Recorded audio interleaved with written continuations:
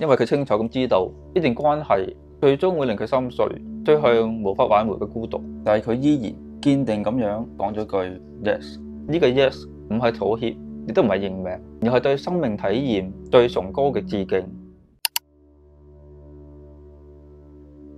如果有人問我有冇一套戲係你睇完佢之後，對於時間呢樣嘢嘅理解會永遠都唔同咗，我嘅答案係 Arrival。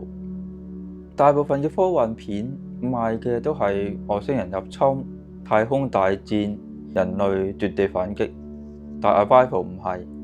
佢表面上講緊12架外星飛船降落地球，一個語言學家受命去同外星人溝通。但係當你睇深一層，呢套戲由頭到尾都係問緊同一樣嘅問題。如果你可以睇到自己嘅一生所有嘅悲歡離合，包括最痛、最刻骨銘心嘅人同埋事，你仲會唔會選擇繼續行落去？呢個問題之所以恐怖，係因為佢唔係一個假設。我哋每一個人其實都已經知道自己嘅結局。不過喺開始之前，如果你唔介意嘅話，請你 like 同埋 subscribe 呢個 channel， 等我有動力可以製作同類型或者不同類型嘅影片。故事本身好簡單，12架巨型嘅外星飛船毫無預兆咁樣降落咗地球，全世界立即恐慌。語言學家 Louis 受住軍方嘅委託，同物理學家伊人一齊進入飛船，試圖同呢班被稱為 Heptapods 嘅訪客溝通。喺解碼嘅過程入邊，Louis 沉浸於外星人嗰種好似水墨畫嘅連環形嘅文字，仲越陷越深，大腦出現咗奇妙嘅變化。佢個腦不停咁閃現一個細路女由出生到病死嘅片段。各個軍方因為恐懼，所以準備開戰。Louis 就喺千鈞一髮嘅關頭，憑住佢完全掌握咗呢種外星語言，帶俾佢一個全新嘅時間感知能力，化解咗一場世界大戰。而最震撼嘅係，佢最終先至發現，腦海入邊嗰個未曾碰面嘅細路女，係佢將來同伊人嘅親生骨肉。而家我就想象一下呢個畫面，你企喺一場暴雨入邊，雨水隨機咁跌落嚟，你覺得凍，然後擔遮。事情發生，你反應，所有嘅嘢都順住一條叫做時間嘅單行道向前衝。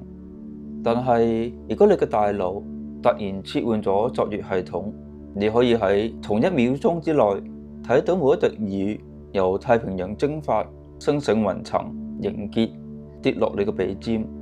咁呢場雨就唔都係滴滴答答咁落緊，而係一條條由天連落地嘅水柱，一個已經完成咗同埋靜止咗嘅巨大雕塑。呢個就係 Louis 經歷緊嘅世界。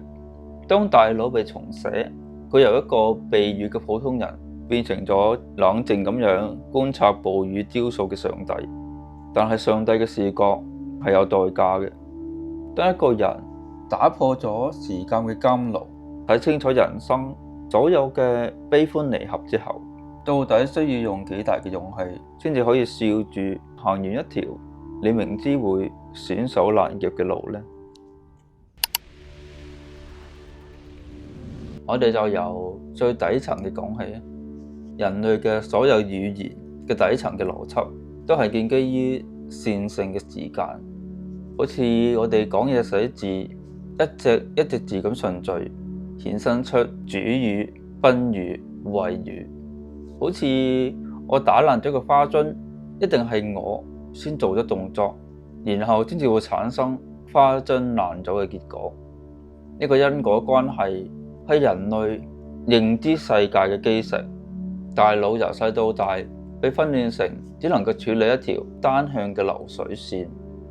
語言學入邊有一個出名嘅理論叫做 Sapir-Whorf Hypothesis。簡單啲嚟講就係語言唔單止淨係溝通嘅工具，仲係直接塑造你點樣理解現實。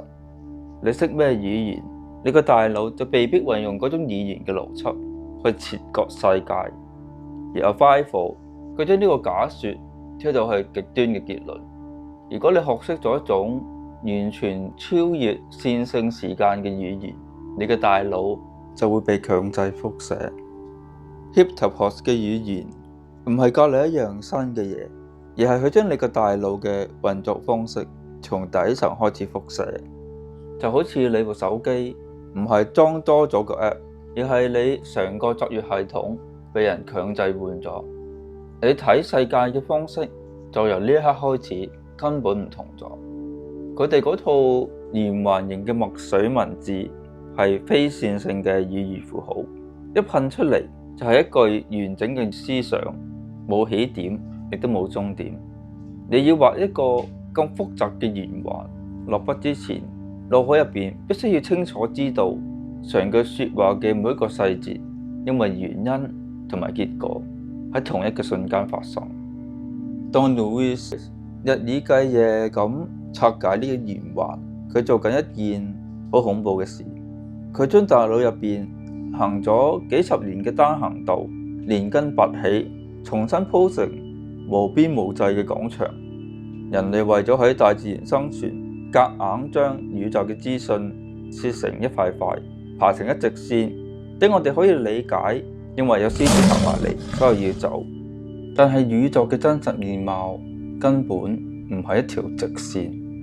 學識咗外星語言，就等於拆咗大腦入邊嗰塊防禦濾鏡，神經回路開始被迫擴張，去承載同時包含過去同未來嘅高維度資訊。呢個唔係學咗一種外語咁簡單，呢個係語言學對認知能力嘅一次最暴力嘅重塑。要真正咁理解 Louis 嘅新視角，我哋就要行入物理學嘅一個理論——塊狀宇宙論。試想像一下，當成個時空幻想成一嚿晶瑩剔透嘅巨大嘅琥珀，宇宙大爆炸喺一端，世界末日喺另一端。由你出世、初戀、今朝飲嗰杯咖啡、將來臨死前嗰下呼吸，全部都好似標本咁樣封印喺琥珀嘅唔同嘅位置。而呢啲事唔係發生緊或者未發生，佢一直都存在。咁普通人係咩一回事呢？就係被困喺琥珀入邊嘅盲人，攞住一支微弱嘅電筒，一寸一寸咁樣向前照，照到邊度，嗰度就總係現在。前一秒照過嘅地方變暗，我哋就叫佢做過去；未照到嘅黑暗前方，我哋就叫佢做未來。我哋以為自己不斷咁向前行，但其實只係意識嘅焦點喺冰水入邊移動緊。但係 Louis 佢跳咗出嚟，因為圓環語言將佢嗰啲電筒換咗做全方位嘅大光燈。佢望住自己由生到死嘅成嚿琥珀，清清楚楚。時間線嘅分裂、蝴蝶效應呢啲全部都係廢話，因為琥珀第一嚿，佢嘅形狀早已經固定咗。未來唔再係未知，而係一塊等喺眼前嘅磚頭。所以當佢見到個女 Hannah 由出世嗰刻嘅喜悅，佢同時見到 Hannah 10幾歲患上絕症喺病床上邊斷氣。生同死喺圓滿嘅邏輯下邊係同一個硬幣嘅兩面。佢感受到嘅時間唔再係一條流動嘅河，而係一塊靜止嘅琥珀。去到呢度，我諗大家都會問：明知個結局係心碎同埋孤獨，點解 Louis 仲要同伊人一齊呢？明知會生一個注定會早走嘅女，佢點解要行入呢段關係呢？佢明明有能力去預見未來，點解唔去改變佢呢？呢個係我哋企喺線性時間入邊質問一個高維度生物嘅盲點。喺線性時間入邊，我哋認為選擇嘅意義係為咗得到更好嘅結果，動機永遠都係趨吉避凶。但係喺塊狀宇宙入邊，起點同終點係同時存在嘅。行動嘅意義唔再係為咗改變結局，而係為咗完成個過程。高維度嘅視覺根本就冇所謂做決定之前同埋做決定之後嘅分別。因為決定同埋結果同生同滅。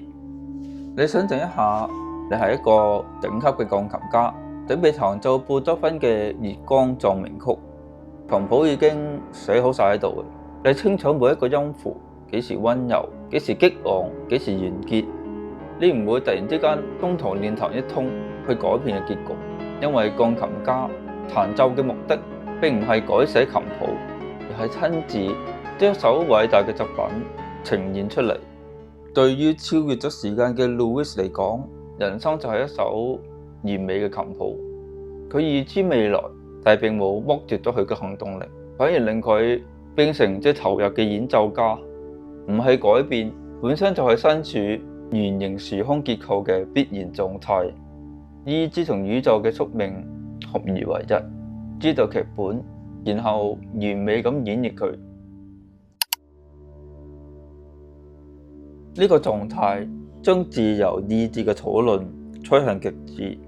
如果一切都係注定嘅，咁人生就有咩意義啊？19世紀嘅哲學家尼采提出過一個叫做永恆輪迴嘅思想實驗。佢話：如果有一日一隻惡魔走埋嚟同你講，你而家過緊嘅人生，所有嘅快樂、痛苦、無聊、遺憾，將要絲毫不差咁重複無數次，永遠都冇盡頭。面對住呢個詛咒，你會崩潰咒罵，定係當佢神明咁拜呢？尼采話：能夠對住呢隻惡魔講我願意嘅人，就係達到最高境界嘅人。因為呢種對生命毫無保留嘅全盤接受，就叫做命運之愛。命運之愛絕對唔係消極嘅無奈，唔係攤喺度等死嘅認命，佢係一種需要極大勇氣嘅主動承擔。你要去熱烈咁去愛上嗰個充滿痛苦同埋遺憾嘅必然。你唔單止接受嗰種命運，更加深深咁愛上呢個帶俾你撕心裂肺痛楚嘅劇本。Louis 嘅選擇就係命運之愛最完美嘅體現。當佢望住伊人，腦海裏邊同時咁諗到將來相戀、結婚、攬住個女笑嘅畫面，但同一時間亦都清楚咁知道伊人將來無法接受嘅真相，崩潰離開，更仲會睇到個女喺病房入邊枯萎嘅畫面。佢喺人生悲歡離合嘅十字路口，佢呢個決定已經超越咗對錯利弊，因為佢清楚咁知道呢段關係最終會令佢心碎，追向無法挽回嘅孤獨。但係佢依然堅定咁樣講咗句 yes。呢個 yes 唔係妥協，亦都唔係認命，而係對生命體驗最崇高嘅致敬。佢正正係對尼采嗰隻惡魔講我願意。佢擁抱嗰種必然嘅痛楚，因為痛楚本身就係佢同家人深愛過嘅證明。其實我哋每一個人喺某程度上都係處於 Louis 嘅處境。我哋唔需要外星嘅語言，一早就已經預知咗自己同埋所有人嘅終極未來。我哋全部都會死，所有嘅關係最終都會因為死亡或者分離而結束。如果用最功利嘅線性邏輯去諗，既然一切都化為烏有，咁點解一開始要付出愛呢？答案係過程就係一切。就好似你坐緊過山車，你清楚3分鐘之後要返到原本嘅地方，中途會有令人恐懼嘅大回環。你唔會因為知道咗個結局就落車連飛都唔買，你坐咗上去就係為咗經歷失重同埋狂喜嘅嗰種感覺。Louis 望住個女嘅一生，就聽緊一首注定會完結嘅歌，疾病、死亡就係休止符。但係中間嗰10幾年，一齊行海邊嘅每一秒，一齊笑嘅每一下，都係真實存在嘅旋律。時間唔係走向毀滅嘅單行道，而係同時包含悲歡離合嘅圓。Louis 佢選擇進入呢個圓環，用盡全力咁去愛一個注定會失去嘅人。痛楚唔係逃避嘅理由，痛楚係體驗存在嘅唯一代價。就算結局係粉身碎骨，只要過程入邊有個真摯嘅愛，咁呢場向死而生嘅狂歡，絕對值得毫無保留咁經歷一次。我係半邊人，我哋下條片見啦。